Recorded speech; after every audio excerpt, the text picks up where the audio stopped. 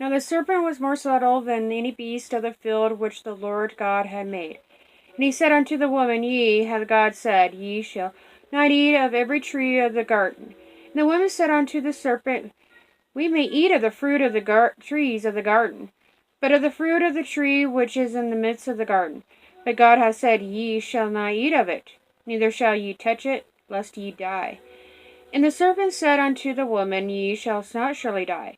For God doth know that in the day ye eat thereof, then your eyes shall be opened, and ye shall be as gods, knowing good and evil. And when the woman saw that the tree was good for food, and it was pleasant to the eyes, and the tree to be desired to make one wise, she took of the fruit thereof, and did eat, and gave also unto her husband with her, and he did eat. And the eyes of them both were opened, and they knew that they were naked, and they sewed fig leaves together, and made themselves aprons. And they heard the voice of the Lord God walking in the garden in the cool of the day, and Adam and his wife hid themselves from the presence of the Lord God amongst the trees of the garden. And the Lord God called unto Adam, and said unto him, Where art thou? And he said, I heard thy voice in the garden, and I was afraid, because I was naked, and I hid myself. And he said, Who told thee that thou wast naked? Hast thou eaten of the tree whereof I commanded thee that thou shouldst not eat? And the man said, The woman whom thou gavest to be with me, she gave me of the tree, and I did eat.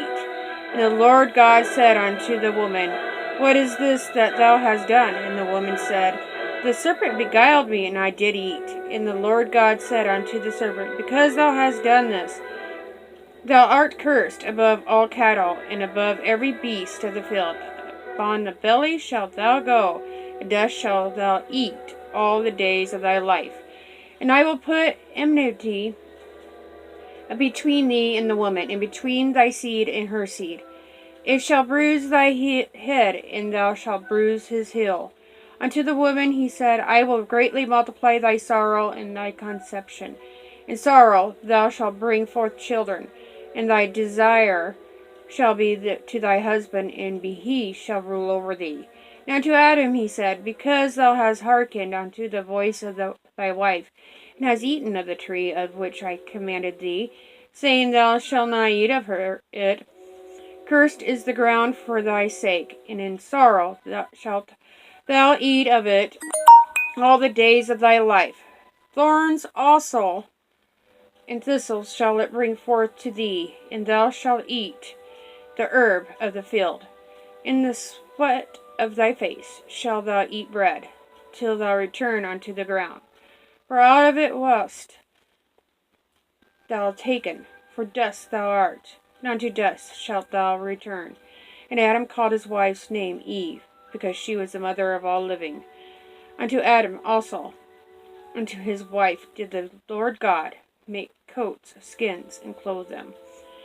And the Lord God said, Behold, the man is become as one of us, to know good and evil. And now, lest he put forth his hand, and take also of the tree of life, and eat, and live forever. Therefore, the Lord God sent him forth from the Garden of Eden, to till the ground from whence he was taken. So he drove out the man, and he placed at the east of the Garden of Eden cherubims, and a flaming sword, which turned away every way, to keep way of the tree of life.